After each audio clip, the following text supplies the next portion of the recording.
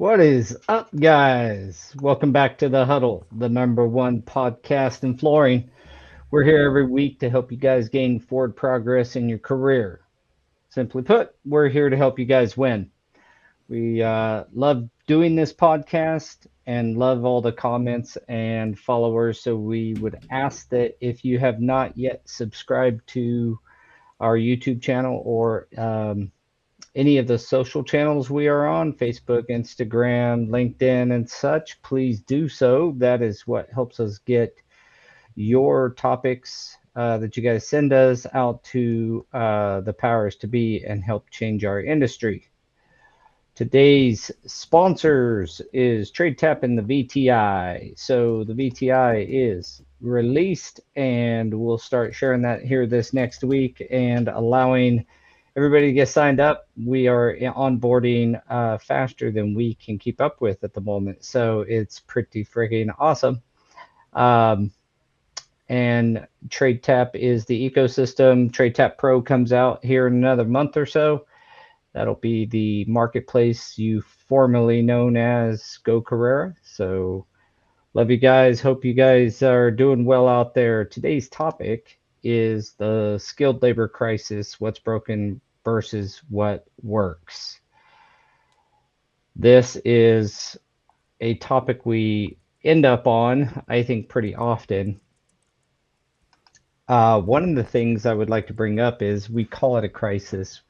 We say uh, skilled labor crisis, and I think that it's becoming numb, Yeah, that we've been saying it long enough that people are numb to the well, and you just have those guys that are always like, crisis, what crisis? I have work right now.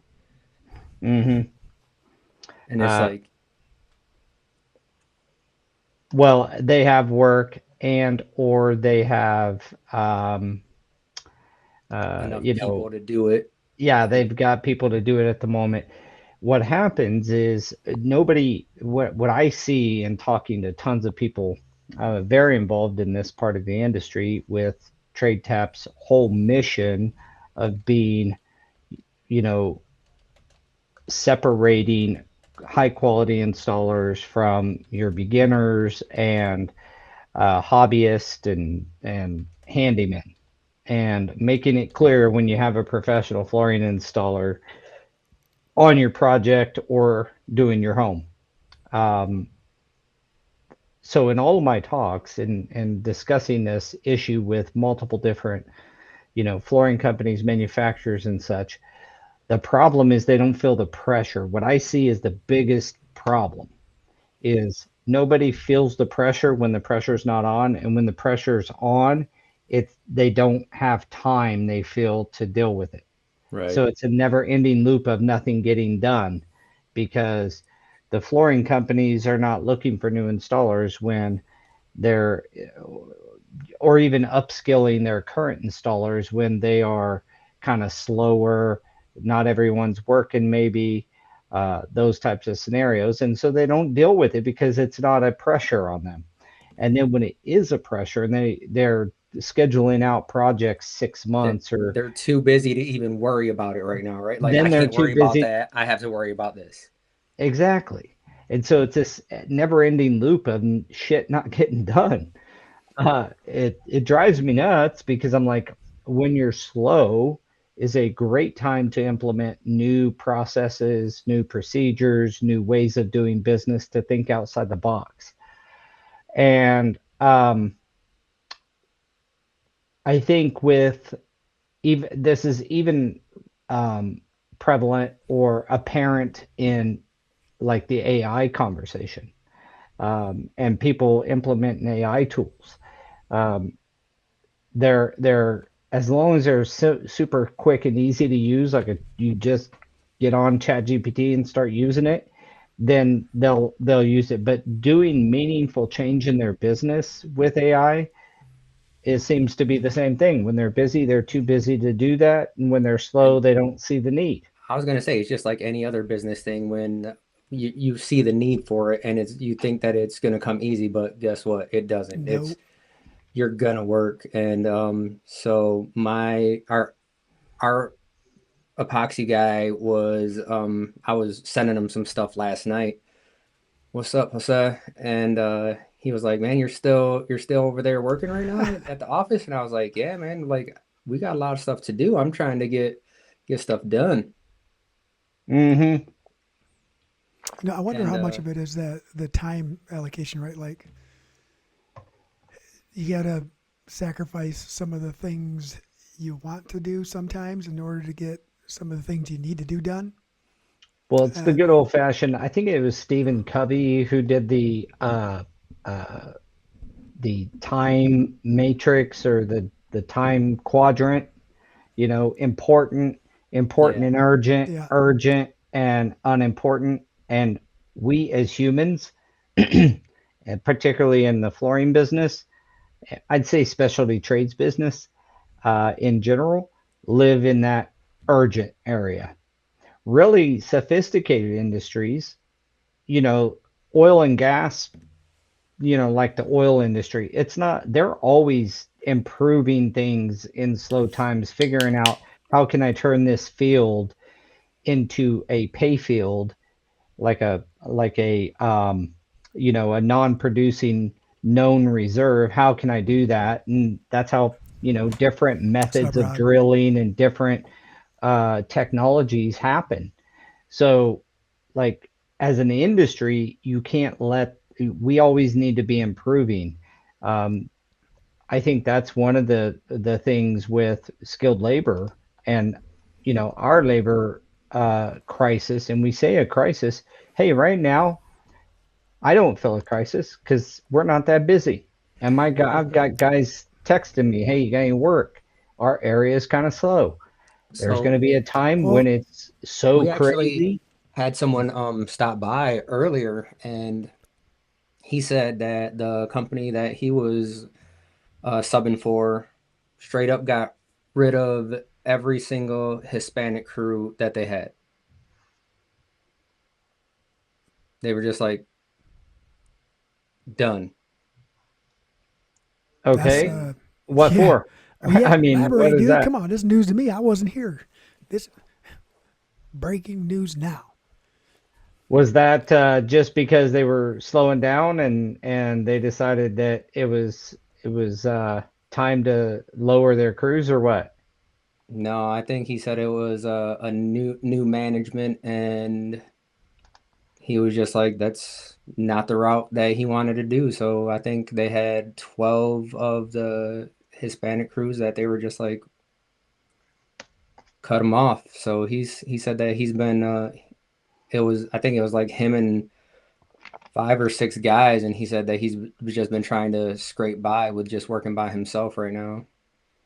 And I imagine that it Well, has something to do with the way the industry is right now, where it is a little slow, but at the same time, it's like, It is. I have well, talked to a lot of flooring companies. There's some that are busy, but it's a little slow in across the board, I think. Um, but the point is it's not that. I mean, you can go back to a previous podcast and we were talking about how swamped we are and needing oh yeah, guys. Like you don't stay there. My whole point to all this is when you don't have the pressure, you got to keep building. You got to keep improving. And one of the things, with when you have a labor shortage of, you know, particularly the key word here is skilled. um, the best thing you can do is make sure that you're continuing your efforts, your grassroots efforts.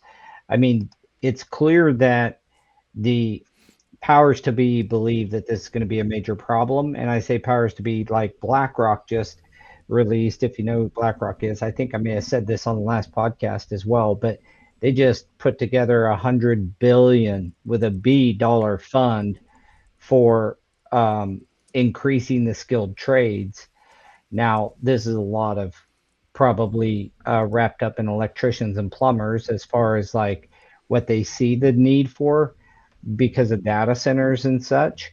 yeah, But data centers need epoxy, they need epoxy striping, they have offices that need flooring. Like you don't get away from that. ESD flooring, stuff like that. That's in these data centers. One of the things that we see is when big company, like a lot of the governments are putting aside skilled trade kind of subsidies as well in some manner, grants, scholarships, this kind of thing. So we need to, like, as an industry, if we this is the time when you're a little bit slow to explore different methods and means. So I just jotted down a few things. I'm sure you guys got some stuff, but grassroots efforts which are taking place now, getting involved.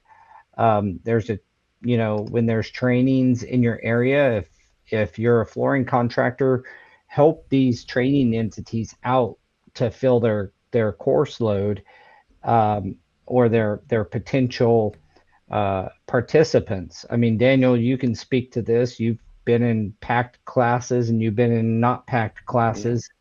Having those packed classes is kind of the key to all this, working, and then having more training available to people. So there's going to be a training coming around our area. I'm going to be trying to, you know, rustle up support at the high schools and the local colleges. Um, so I think those grassroots efforts should not be looked at as like small time efforts, because a lot of industries still have, even massive industries still have grassroots efforts, because there's a reason those work. You're meeting people where they're at, you know? So that's my initial thought of, kind of one of the uh, one of the things. And let me caveat this. I say that because I had heard plenty of times when, the FCEF or something was doing some training in an area and the retailers around there are not like supporting it. If you can't get involved actively, at least give the FCEF $100 or whatever their sponsorship is and help them out, especially if they're doing a training and Well, they're in that's the one thing. of your It's local colleges. you're talking about money, right? But that's the thing. Is word of mouth is free. Just, oh, you need to upskill. Let me do this. Oh, you're looking for a new career. They actually are doing this in town Hmm. here coming up, and we do that all the time. I mean, you have to. And Jorge says that at some point, it's not about the nationality or race is doing it. It's about who's willing to do it and do it right, Yeah, and getting that's educated and be And being professional, right? professional. And Yep. all this stuff goes hand in hand. What's up, Carlos? Yeah, I think at the end of the day, I'm surprised to hear that from your story earlier. Like, I don't understand that, to be honest. neither It do doesn't I, dude. And I wrote this calculate my down. brain correctly. But Daniel leaving too many questions in the air. I Hey, I all I mean, care about, and all you should care about, is, are they capable of doing the work? Do they manage their business well so that you don't have to, are they professional would be the easiest way to say that. Right. Are they presentable, and do they follow your safety protocols and such? I mean, can they do the job and do it professionally and do it professionally from a quality standpoint, and present themselves professionally, because they are representing you. Your subcontracting partners are representing you on the job site. So yeah, to me, it's like pretty clear. You go off of credentials and capabilities and not anybody's nationality or So race. Keith, That's Kiefer, pretty shallow. That's a pretty shallow like view of it. and that was just what he told me, right? We don't know what happened behind the yeah, scenes either. Yeah, they could have been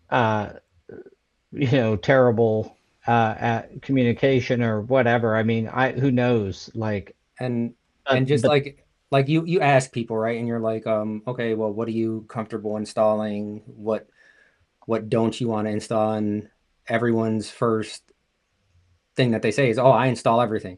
Okay, so you can do this? What's that? Oh, so you do this? No, I don't do that. Okay, well then you don't install everything. Yeah. Well, that's the beauty of having the VTI honestly out there where you can just QR them and see what they actually can do, and then that's the record of truth. Uh, if they, what I tell guys is, they say they could do something, but there's no proof other than what you're going to give me some pictures or like what is your proof that you can I do don't know. what I you say saved you can all do? Ken Balance pictures in my camera roll too, so I can show people. This is what we do. Something like Exactly. this. Yeah, so these the from a real big standpoint, I think that understanding where we're at is is going to be really one of the biggest things as a industry that we can do. But because once you know where you're at, you know how many people, you can start implementing some of these things and really know how many people you need to bring in.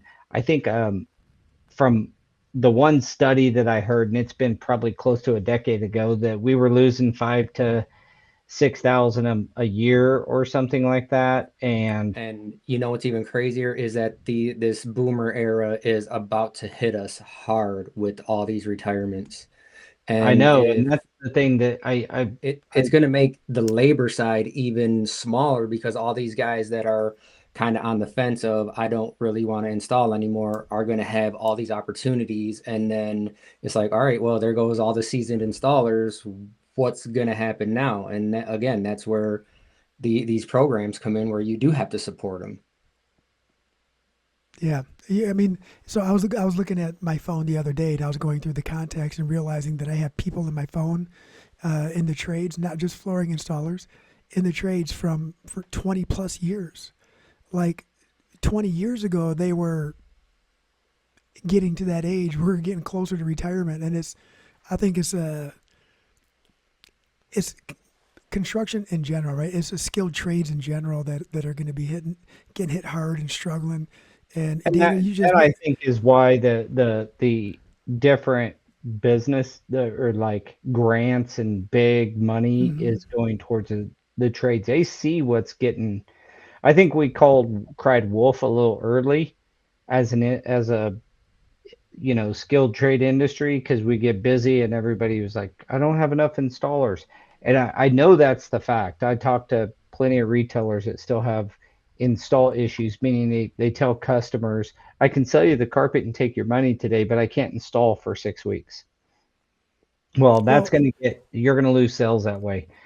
At the end of the day, as these boomers are retiring, something has to backfill them. That's why it's a crisis, is because the backfill process, we're working really hard at TradeTap to release the job board, which is called Jumpstart. And every buddy will have access to Jumpstart and it will be full of new installers. Go on there. I'll let you know when it releases. It's not far off, and you'll be able to subscribe to it. It's 99 bucks for the entire year.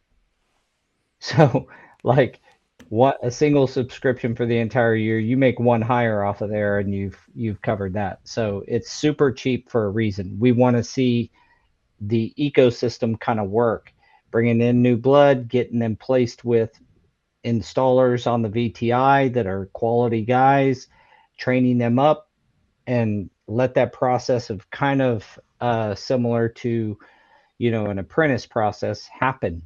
The You guys have had the same problem we have had, is hiring new people, and where to find them back in the day has been incredibly difficult.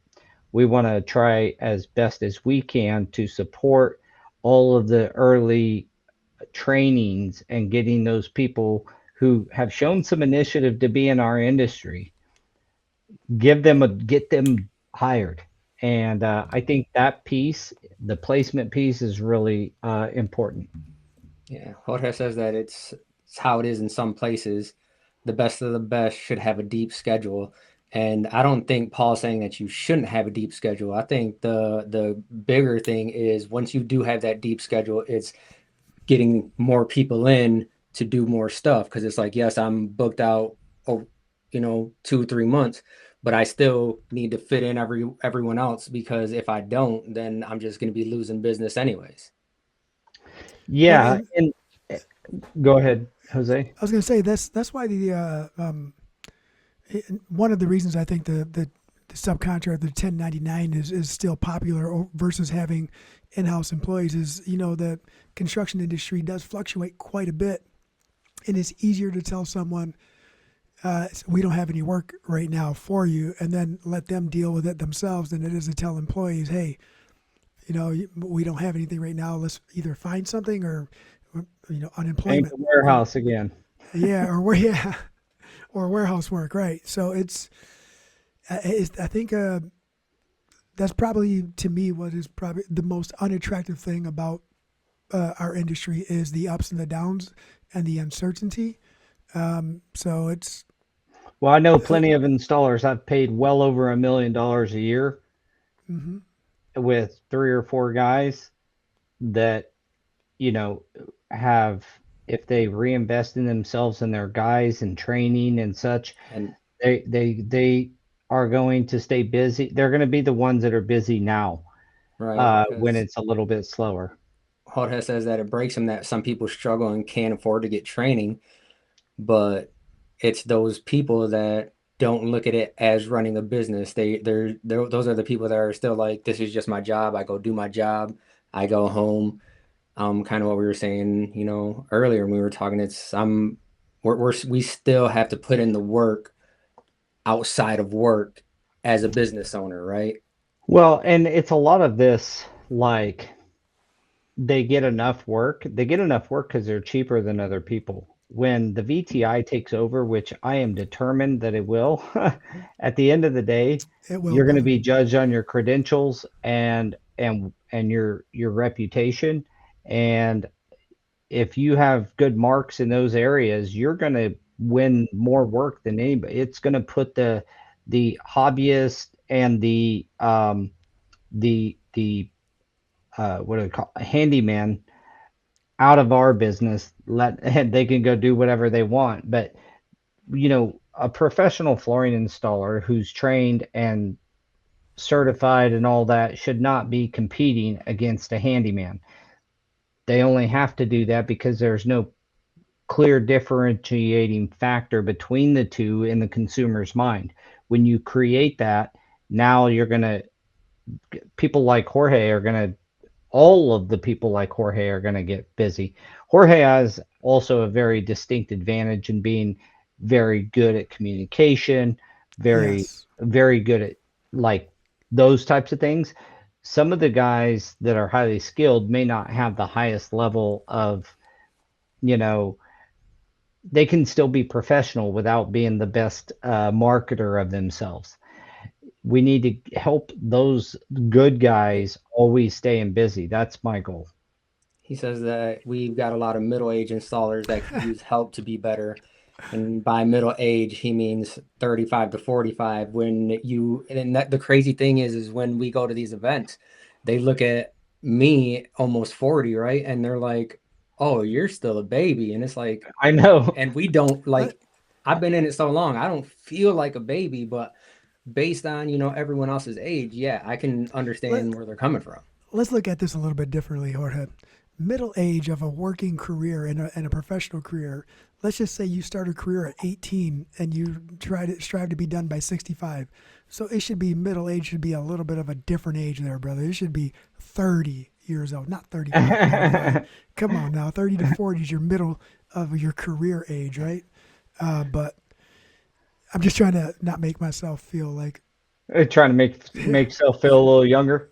Scott I don't Scott know. said he's one of them, but I don't know if he's talking about being middle age or being a boomer. I'll put you in Well, the middle age, Scott.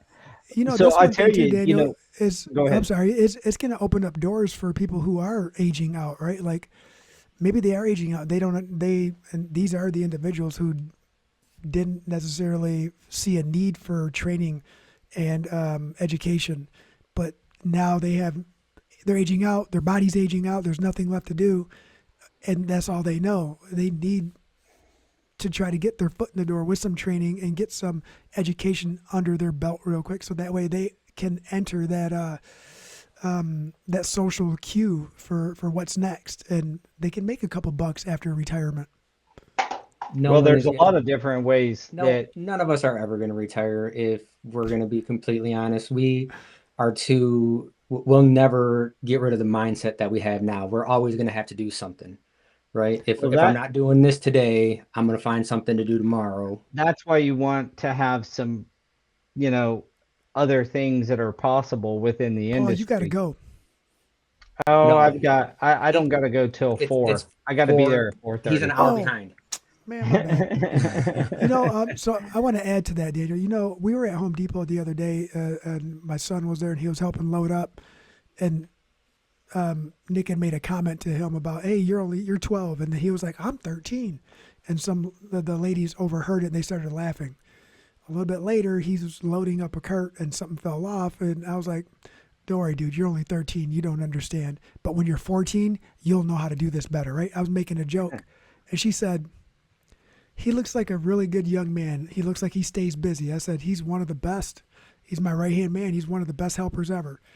And said, "Well, if he stays busy, he'll be fine." I said, "Anyone who doesn't stay busy isn't really trying." And she was like, "What?" I said, "If you're not busy, you're not trying." And she was like, "I like that. Can I use that? Can I tell my grandkids that?" I'm like, "Sure."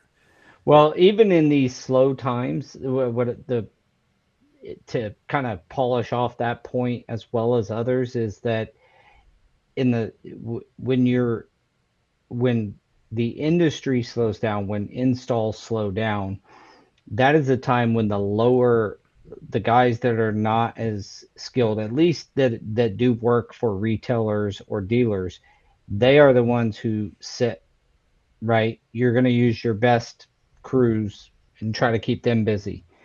And so that will always happen. So it benefits every installer to be as skilled, as knowledgeable, and as prepared as they can be. And the industry does have a lot of options out there for you to tap into. It will get better if you engage as an installer, meaning you are reaching out to the industry training like the NAFCT or CFI to upskill yourself, learn a new skill, learn a new trade. That's when you want to do it. You won't be slow if you try. And if you just Right. try, whether that's you're a carpet layer and you're a little slow, learn some other stuff. I can tell you one of the other things I'd like to point out is during the slow times, the people who are slow are the ones who are one trick ponies that do, carpet tile. They want to do is like carpet tile and vinyl base or something. The ones that stay busy can do multiple different floorings. Yeah. So that's another challenge to installers is be a little more dimensional than one, and give yourself a chance to stay busy in the slower times. That Yeah. You being can. said, And yeah, I just want to make sure it's clear that when what you added onto that is perfect for what I said about if you're not trying, or if you're not busy, you're not trying. And it doesn't mean like have work on the table. It means like you said, trying to increase some trying to skills, some better hand yourself. skills, some knowledge. And I just can't.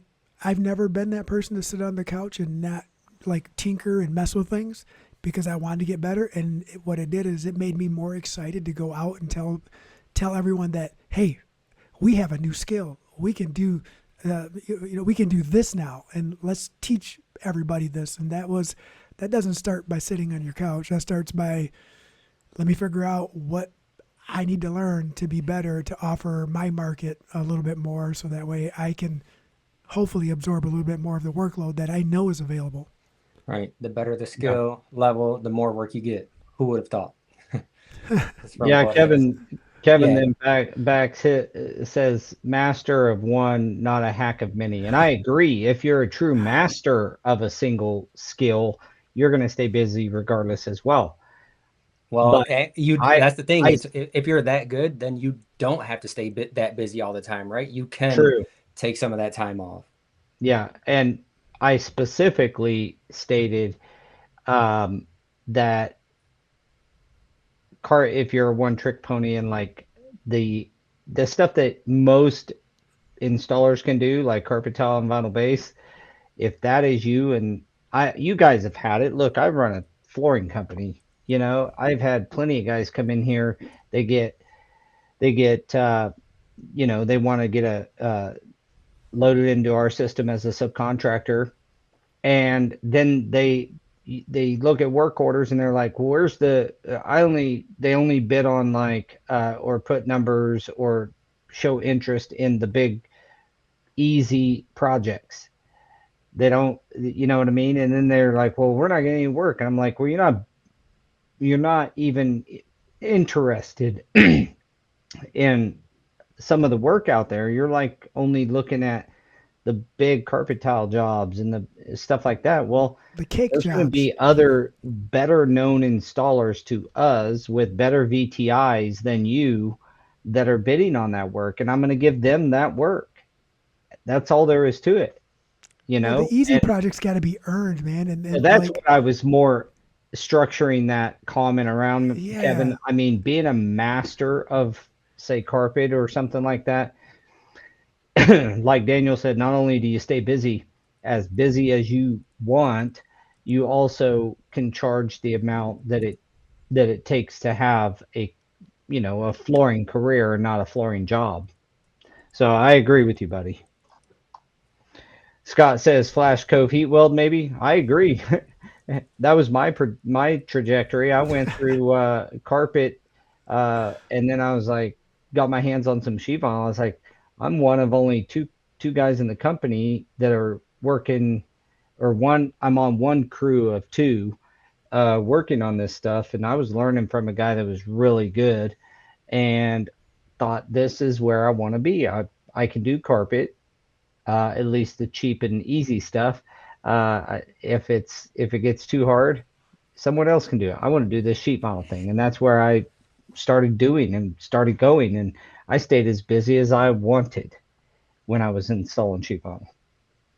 Yeah, it- and it's that's easy to where stay as busy as you want when you have that. I don't want to say the market cornered, right? But uh, It felt that way. I mean, literally, there's just not a ton of guys doing it, you know. And here's there's a a lot they great say they do, training though. for you guys. Anybody on this call that doesn't do flash code and heat weld ought to be scanning this QR code to get down to Calhoun and do some education on some flash coving and heat welding. It's a go hang certification. out with me. Come hang out with me and Scott.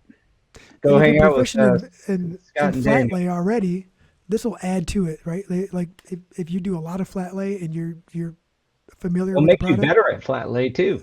yes, it will. There's some Like tricks you're that gonna learn apply. some stuff, I guarantee it. And if you don't, come and teach me something. I'm all about that too. Yeah. So as we're moving through the topic, obviously it's a faceted topic. It's you there's not a single thing that is going to solve the problem, but we all have to be ambassadors of the industry, ambassadors of the programs and the trainings and the entities out there doing stuff to improve it. So hiring the new people and having, you know,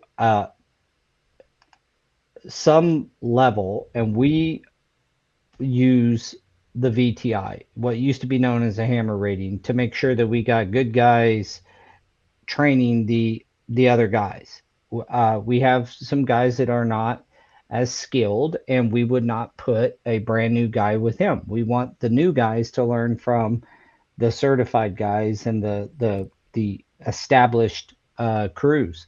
So having some system of criteria for your crews so you know who's good at what, not just a feeling. That's another thing I recognize in the industry. A lot of companies are just like they know them personally, but outside that, or if that crew gets sick or whatever, it's like, what is the what is your fallback for continuously improving your installation ability? And you know, having a way to know what your crews are capable of and incentivizing them to get better. As a flooring company, you got to have workforce development in some manner, and we have almost abandoned that because of the 1099 subcontractor world. That ain't going away, by the way. That's just is what Yeah. it is. It's not going away. So you still have a duty to create opportunities for your subs to become better. That doesn't mean you have to house the deal, but getting involved with the NTCA, if you're in the tile, or CFI or NAFCT, getting involved with them, just get on their mailing list at the least, and make sure that you're in the know of what's coming down and what's available. And these guys, I know CFI will do it. I know the NAFCT will do it. If you can gather enough people to a training, they'll come train at your place, or a place of your liking in your neighbor in your community. So that's where I my rally cry to all flooring contractors is, you just because you use subs does not mean you don't get involved with workforce development. Those subs need good helpers. Support the FCEF, support PFT, support the college programs. They need good helpers that will eventually be good installers. We've done this, and it works if you just put some effort in. But just expecting them to do, and I say them, I mean your crews, to just go get self-trained and not have any like guidance or any parameters. That's where, I think that's a big opportunity that's being missed, is having a workforce development strategy for your company. And And you, I mean, look at, I got to give shout out to Jesus. He said early on in this conversation, when we're slow, we train. I mean, that's a very busy subcontractor out there that's showing the other subs how to do it. He got highly trained. He got involved in the industry. He started going to events, but he made sure he was getting trained and trained and trained. And then he's making sure his guys are getting training. And when they're slow, they train. And then when they're busy, they have more capability because they're higher trained. It is a great thing to do, but we are plagued, honestly, with handymen and part-timers and hobbyists saying they do our jobs, Right. saying that yeah, they are skilled enough to do our jobs. Rollin, no one cares that you're in Florida. Just got down to sunny I Florida. do. Yes. I do, brother. Hey, you know what? I'm not too jealous. It's a pretty freaking fantastic Right. day here in And Wichita. It is it's beautiful it's not outside. bad here either, but I'm saying that, but I'm gonna be It's in cold. Florida in just over a week. So There you It's go. cold. You know, so So Paul, just to add on to what you just said, and the compliment for Jesus is, all it takes is one installer, one person to go learn something brand new and be excited about it, and be willing to share that information with their coworkers, employees, or even their friends who are subs along with them. It's just one person to be excited about it that wants to share that knowledge. And it's, I think, I don't remember when, it was a while ago, but everybody's like, "Oh, you're our competition." It's like, no, we're not competition, dude. We're in it together. We have a skill set. You need to learn. You want to come and learn? Come to our office, and we'll put our pads on. We'll get in the warehouse with you and show you what we know. You struggling with a tip or trick? Come on over. We'll share some information. We've always been like that. Or go to a job site, I and help out. we had a call from someone that, I mean, we didn't even know. What was this, like just over a year ago, something like that? I don't even remember. But he was in town and he's like, "Hey, I'm calling around because I can't get this heat welding stuff correct.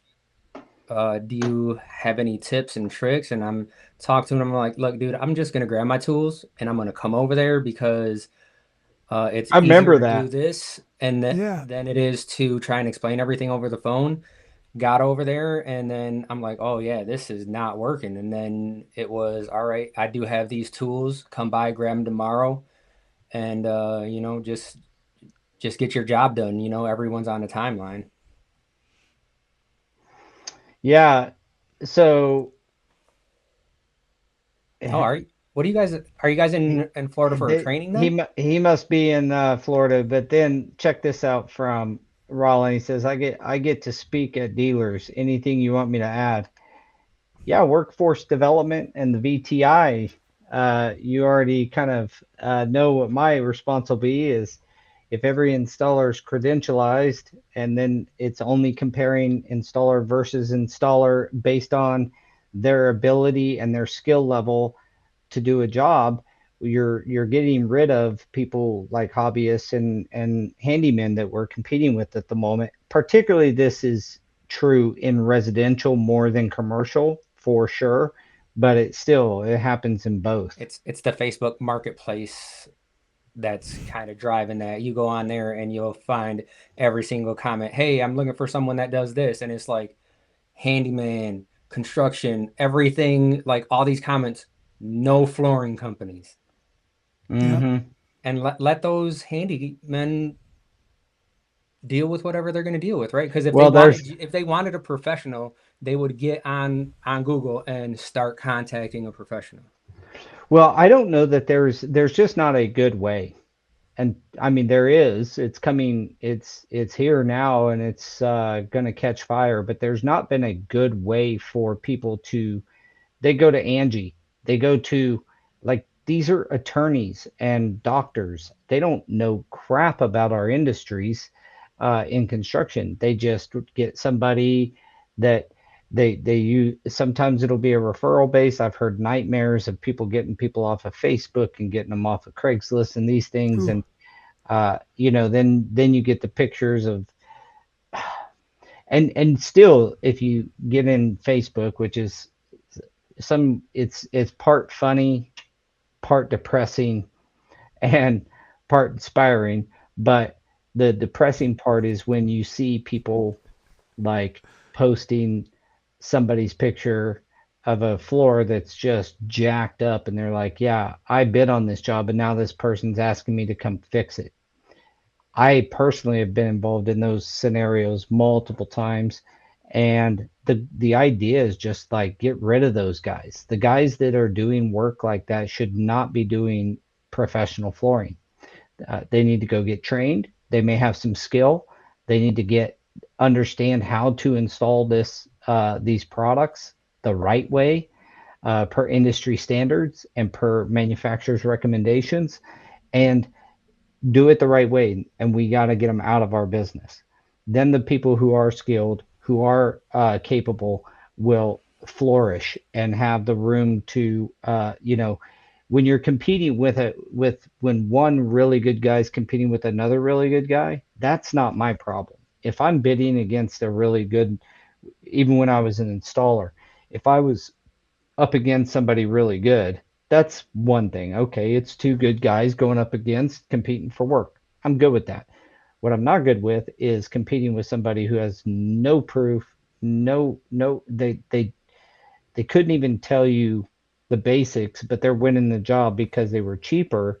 And we did a in fact, we did one of our podcasts on one of the blue collar cruises that showed a study, and it was an extensive study showing that people will pay 70%, that were surveyed would pay more if they have proof that the person's better, or if the crew's better, or the company's better. So providing that proof and not letting it be guesswork is kind of my life's Right. calling, I feel. And Kevin has some good advice here too on how to get to that spot. His advice is to find someone you feel has done well in the industry and ask them for guidance. Everyone needs a role model or, a mentor. And I mean, I call Paul for advice. Vice And versa, yeah. and that's the thing, right? Rollin, I can call Kevin for advice. It's once you start getting into the industry like that, there's there's always someone that's been through whatever you're going through. Hmm. Yeah, and you don't have to be like, you know, heck, just get on the huddle and get to know some of these guys that are here every week. They're taking time out, listen to us chat about different topics, adding to the conversation. It's that easy, and you'll get to know the Scotts and the Rollins and the Kevins and, you know, Jorge's, and you can get to know these guys and reach out. And I agree with Kevin 100%. If you can get a role model, even if you don't have personal like connection with them, you can still follow them, follow their careers on social, and see what they're doing different. And the really good guys, you'll see them at trainings. You'll see them there Yeah. working. Like you'll see them doing job site stuff, but you also then see them at training again, and that is the key. And I think that having a good role model, Kevin, is paramount to success. Not just a Yeah. good teacher, but a role model. And I think that you could connect with some people to find out how they made their career what it is if you admire it. And if you do not, then you can find someone. I know that's easier said than done in a lot of local communities when you start talking about your local area, but you can always. That's why we always talk about it on the huddle about getting involved in the industry. Yeah, Jim says his mentor was Doug Reed, Mannington Flash Cove trainer. It was like having a grandpa that knew everything about floors. Dang. And that's Uh, how I feel sometimes going into some of these events, right? They're just talking, and it's like, man, how do you just know all this stuff? And then yeah. the same, and the crazy thing is that then I come back here, and then some of the employees look at me when I'm talking, and they're like, man, how do you know all this stuff? And it's like, that's just, that's what you need. You need other people to look up to. Yeah. Hmm. It's what was it? Oh man, I don't know how to do that. I can't figure it out. Call Jose. He'll figure it out in like 5 minutes. Make you mad. But it's just the experience, right? It's just it's something that we all learn from everybody in our group and our people, and we retain that information. And it's like that those little videos where the guy saves a piece of wood, right? And and he's like, "Oh, I need a piece of wood about this big." He goes, "Oh, I got it." Runs into his shed, goes and digs through it, grabs it, brings it, puts it under there. It works perfect, right? That's information for us, for people who are passionate about what they do. They save those little pieces and those nuggets, like Paul says all the time, and they save them for special occasions to put to use for occasions like that and questions like that and mentoring and I can't wait for some of that information to ever come back up. Like I like helping and sharing information. Well, not everyone does, I think, and you gotta get. I was gonna say this comment from Lanny kind of is the point, right? You can lead a horse to water, so to speak. You can't make them drink. People do have to learn to invest in themselves, but I think harkening back to what Kevin said is they got to be inspired. They got to have some reason to want to improve themselves. If we are just sitting around saying this business is going to run your knees and it's tough and blah blah blah, and we're not doing anything to change that, then that's what people hear. And truth is, this business has served me very, very well over the years, and I love the people in it. I love the industry itself. I love that it is high skilled. We just need to separate that out, inspire people to want to be better, put mechanisms in place that encourage people to be better, encourage people to want to improve. And then you can be just like Jorge says here, you can be so good that you don't have to advertise. Have others sell your service, you and your service for you. He's a big believer in that. Obviously, you can tell. He says he can't And express it enough. Be the best, or at least try. we've had conversations with other people about that too, right? Because they're like, I don't want to be arrogant, so how do I, tell people that I'm the best? And I'll always go back to where it's like, well, the best people never really say that they're the best. It's always everyone else that's telling you, right? And I had a conversation. I don't even. I think it was at Ties, and someone was like, "Oh yeah, you're the best at this," and I'm like, "I'm not the best. Like, I know I can be better." And he was like, "Man, can you just take the compliment?" And it's like, "Thank you," but at the same time, I do know that I'm not the best. Look, I've messed up enough Well, and times to learn what not to do. That's really all it is, you guys. Right? Well, and you can shortchange that. We all had similar paths. It's not like we all came in the industry highly trained. Like we went out and screwed some stuff up first. I know I did. We went out and jacked up some stuff. We're trying to And help and you the mess up younger thing is dudes. that like if we would have thought about it back in the day, we should have taken pictures of all our mess ups, but that's not something that you're trying to remember. Yeah, we don't take pictures of that. I Uh, remember. I remember. Jim says that the pay rates need to come up because to get the young guys in the business, and it's not an easy fix.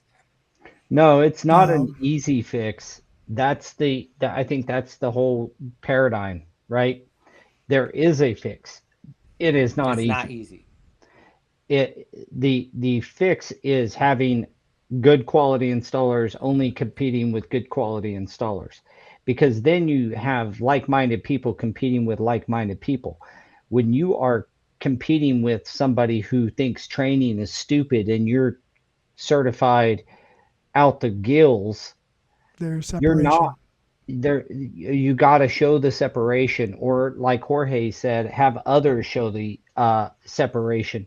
There is a way now to do that with the VTI, and there you will be getting your cards here soon. We just ordered all that stuff, so if you are on the old Go Carrera and you're going to be merged over to the VTI, you will be getting your physical card to go out and be able to show, hey, QR my, look at my VTI and see my level of skill versus the guy.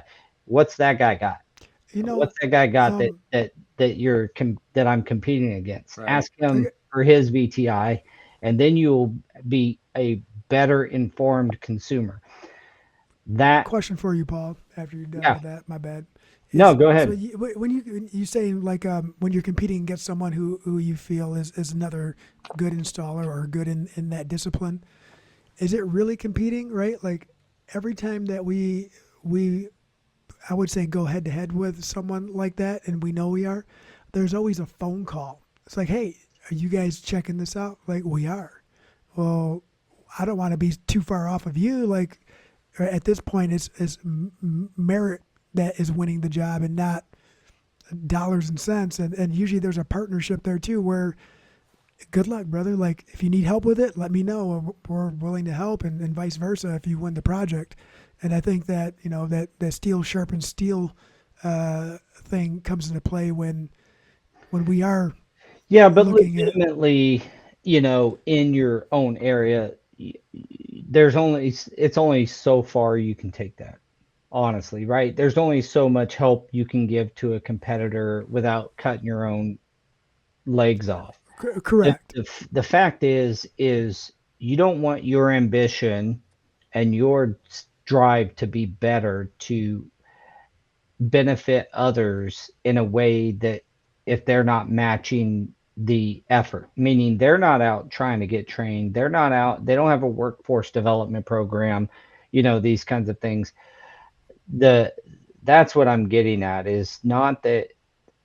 And you are competing if you are both pricing the thing. That doesn't mean it can't be a friendly competition, and it's much friendlier when you have really good guys competing with other really good guys, because at least I know you guys have put in the money, put in the effort. If I'm bidding against you, I'm a happy guy. That doesn't mean I'm going to win, but if I was to be bidding against, if Stewart Oh, and you better Associates talk was shit though. You bidding better talk shit. against That's for sure.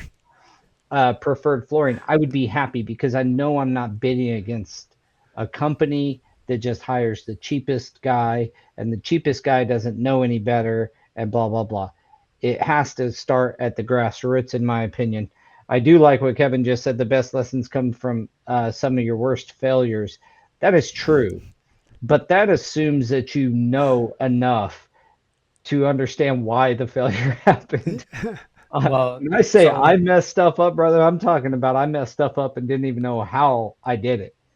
it's I just was so the same completely thing. Like unaware. that kind of goes with what Lanny says right here. You know, there's some people in there in the industry that don't want responsibility. They just want to be where they're at and Oh then keep on yeah, moving along. And what we need those people, right? That's But then fine. there's Just keep them on the in their ones that level. are chasing craftsmanship, and those are the people that you want to help support so they can help them help themselves, he says, right? And yes, but also I was also one of those people that never thought that I'd go as far as I am into the industry right now, right? So it's approaching people with just that mindset of they may feel a certain way right now doesn't mean that they're not destined for something else. And that's where that Yeah. right. mentorship comes back in.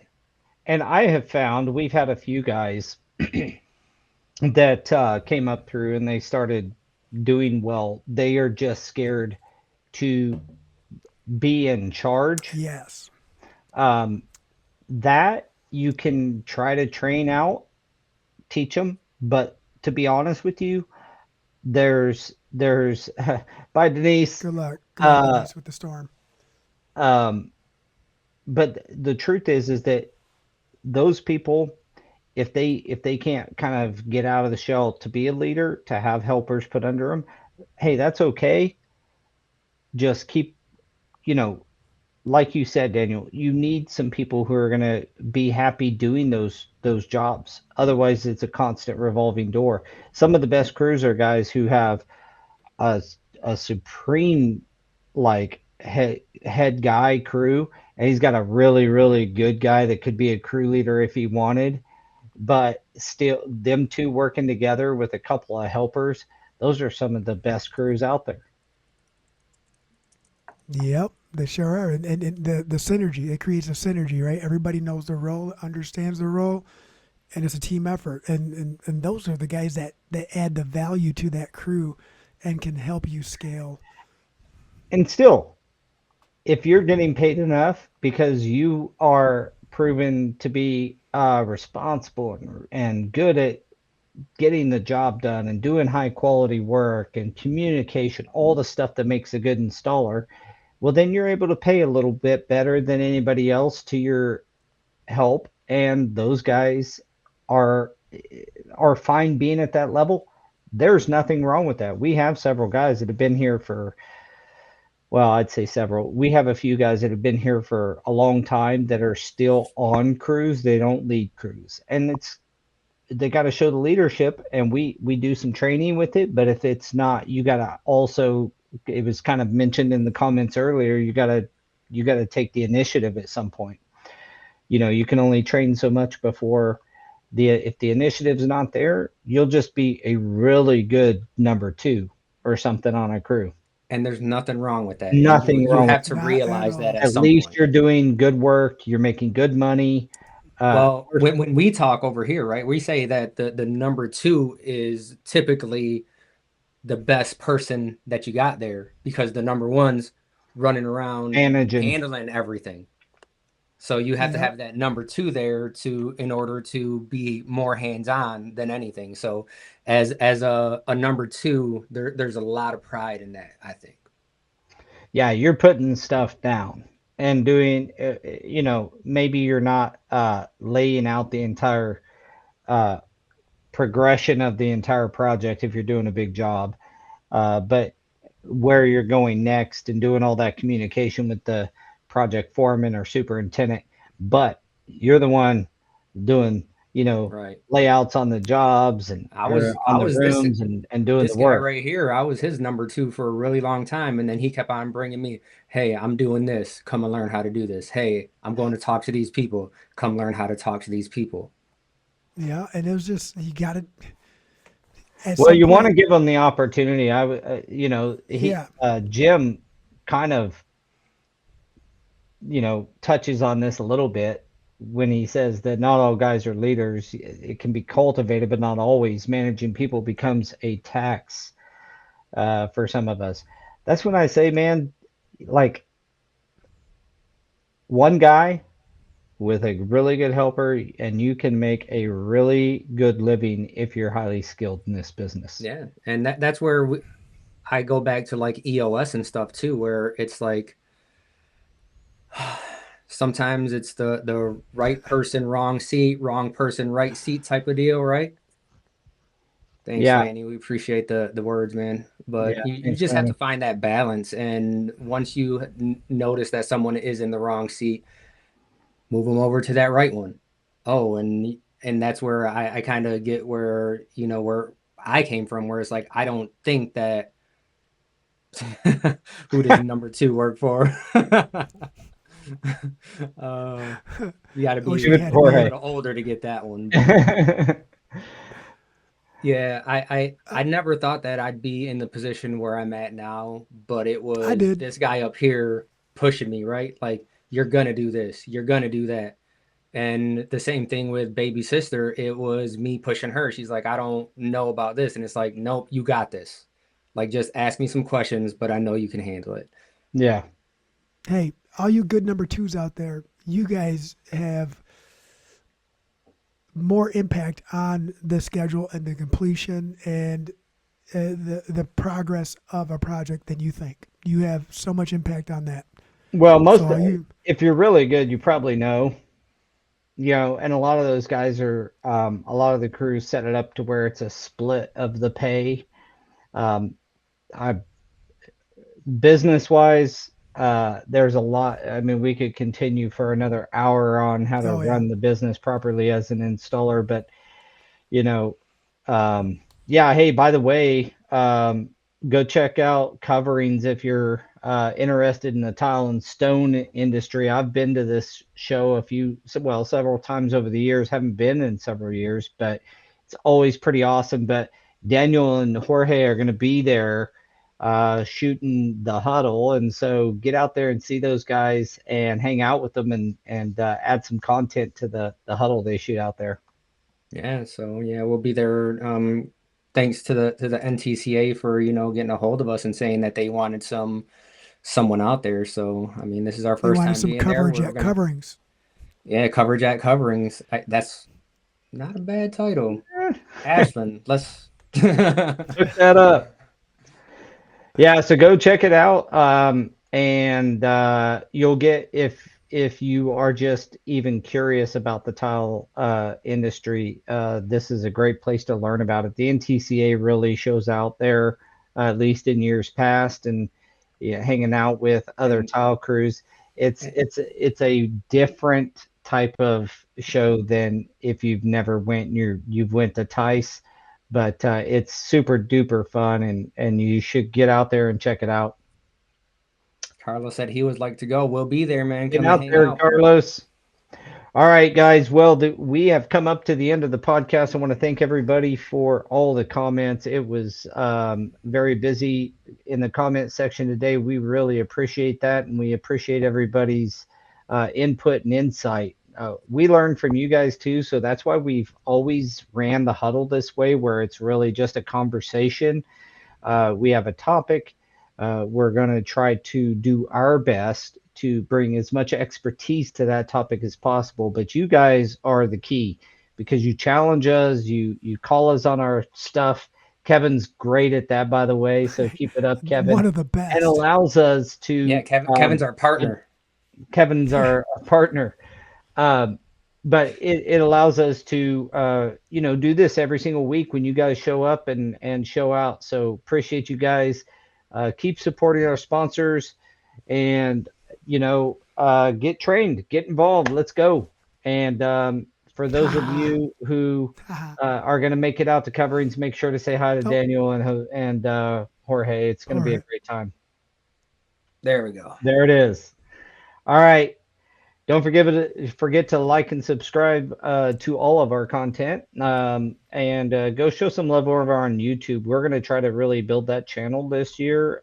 We've been on multiple channels. We get a lot of views. And We're going to try to condense down and hopefully increase our YouTube presence over the next year. So please specifically go over to YouTube and follow the huddle there and subscribe. So with that, we will let you guys go till next week, and have a great week. Enjoy the weather, except you, Denise. Be careful out there. And and Rollin don't enjoy yes, the weather.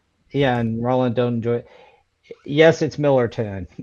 Jim, it is officially Miller time. All right, guys. We'll All right. Thank catch you, you We'll see you guys everyone. guys next next week. week.